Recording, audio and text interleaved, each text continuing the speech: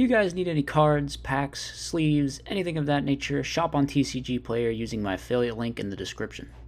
What's good, YouTube? Welcome back. Today we're going to be playing a deck list that was actually sent to me by a viewer. I ran into them just in unrated yesterday. Thought their deck seemed kind of cool, so I had them send it to me, and it is an absolute pile. Oh my god. There's a lot going on in here. I guess the best way you could describe it is that it's zombie, Gear Town, Spatian, Gemini. I don't know. At a cursory glance, it's pretty clear to me that there's too much going on in here, but we are going to play it as is, because that's what we do here on Deck Doctor. So it's an interesting list. I guess the idea is like reinforced truth means that the Gemini stuff has synergy with the Cross Porter, and then that lets you play Armageddon Knight. I think like the zombie Gear Town thing is pretty cool, actually. I think like just triple terraforming, triple Gear Town zombie world and zombies can be kind of cool, because it just like turns your Mizuki and your Book of Lives potentially into like these crazy monster reborn. So there might be some legitimacy to a build with that. But yeah, obviously this is it's kind of a cluttered pile here, but I think there is some potential for some parts of it. So let's just get into, well, first we'll go over the replay that I played with this deck. So we played against frogs, if I recall. And as you can see from this opening hand, we're not feeling too great here. It's not like the worst opening hand. We have a lure to try and dig maybe, but we actually don't have a clean answer to just summon Stratos Pass, so now we're in this position of, like, I guess we'll set Cross Porter and hope. They decide not to Kai's because they want to go through all their frog stuff, the Substitute and main 2, blah, blah, blah. A couple things that really stuck out to me from this match is, like, the Geminis seemed completely worthless, and then, like, the Avarices were really bad, too, I think. I think the Avarices have a lot of counter synergy with, like, your graveyard-oriented zombie stuff. And then, like, the Geminis just aren't good as, like, a small engine. I think you just need to go the full way with, like, Sparks and Super Vices and Ultimate Offering if you want that stuff to be any good. As you can see, we get randomly OTK'd here, which was a little frustrating, but, I mean, what can you do? The double miracle into the yoinking our dad into, like, 10k damage, so we are regrettably going to die. Maybe we should have been in a better position that game. And then game 2, our hand is just, like, irredeemable trash. We have to set Toon Magician because it's the only thing that doesn't just get run over by the Swap Frog, and then hope they don't have a Stratos. We go Arma, send the Porter, get the Grand Mole. Then we hit in. Our opponent doesn't have a lot of gas right now. They draw Roto, which could get their Miracle Fusion live, but instead they opt to do this Substitute play and dupe block again. I think they kind of tunnel visioned the dupe block a little bit hard here. They probably should have just rotated for Stratos and hit over the Armageddon Knight, because now we are actually able to just go for game with the Plague Spreader, and we have the Iron Wall to stop the DD Crow, and they're actually just dead, because they didn't have any Gore's Trag the first time. We figured they probably didn't have it the second time, so it really just comes down to whether they had Battle Fader or not.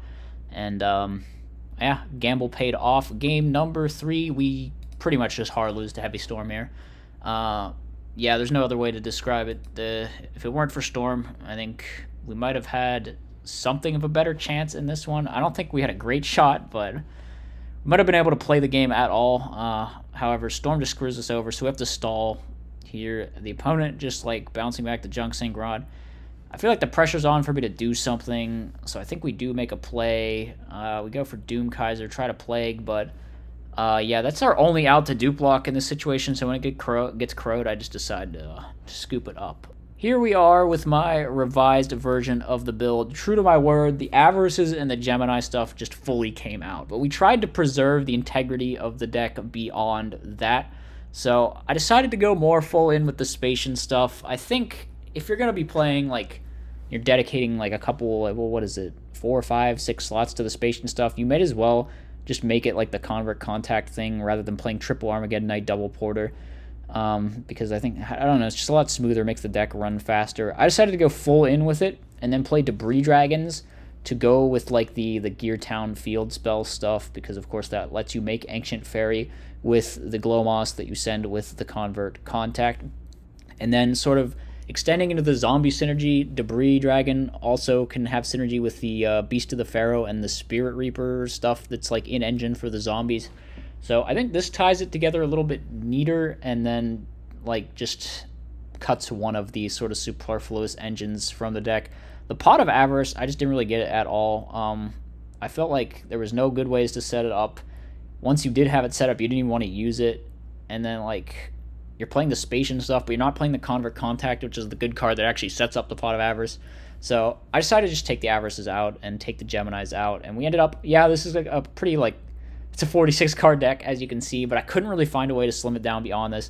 I think you need to be playing maxed out Spatians if you want to play Debris Dragon with them, just so you can be sure that you always have that Glow Moss in the grave.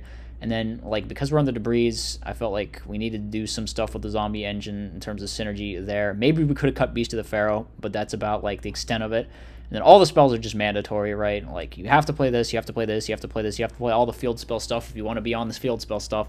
So, it's just, it is, like, kind of as small as I could make it, unfortunately. I wish I could have leaned it down to 40, but we are playing 46 here. That being said, it's like a good 46 kind of copium, but we'll see. We played one duel with the deck, so let's go look at it.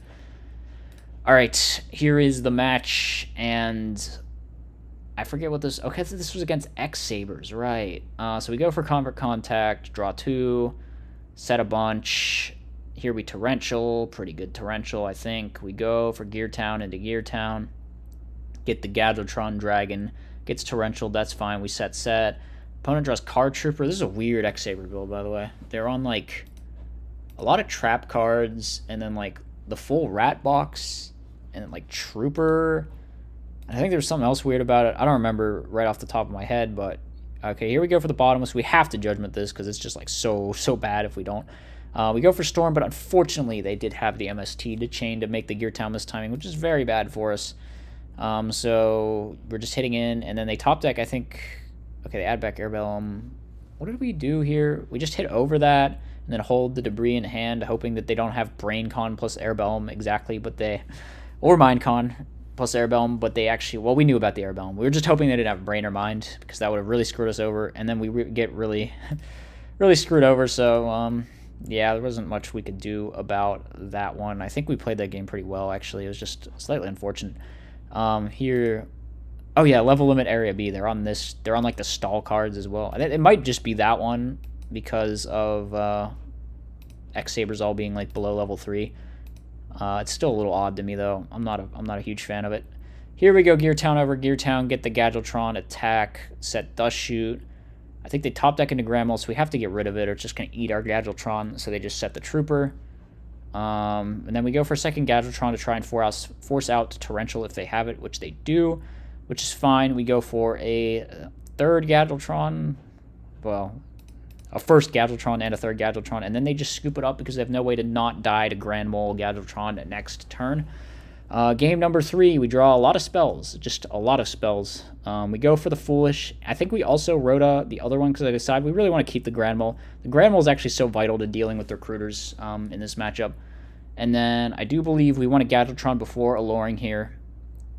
We go Allure of Darkness, banish, summon the Grand Mole, bounce back, attack, all good, all good. We set, and now we have Dust Shoot. Again, going to be gracing our presence once again with the Dust Shoot in the hand on turn 2.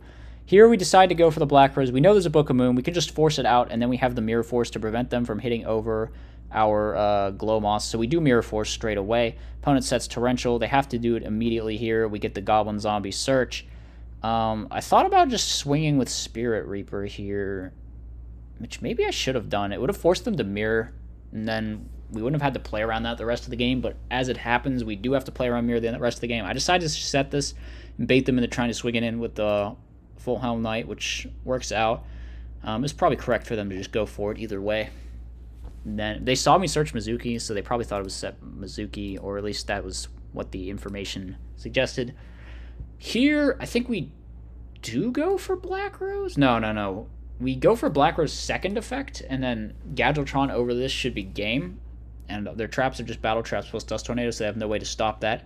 So we have lethal. So pretty clean lethal there. Always fun to see the second effect of Black Rose Dragon getting used. So that was my take on this build for this episode of Deck Doctor. I know we do these pretty scarcely, but they're always fun when I do them, having my viewers send me crazy lists. So hope you guys enjoyed. Let me know what you thought in the comment section. I'll see you in the next one. As always, be sure to like, comment, and subscribe. Furthermore, if you enjoy my content, you should think about becoming a channel member. You get access to tons of bonus content, and it's a great way to help support the channel.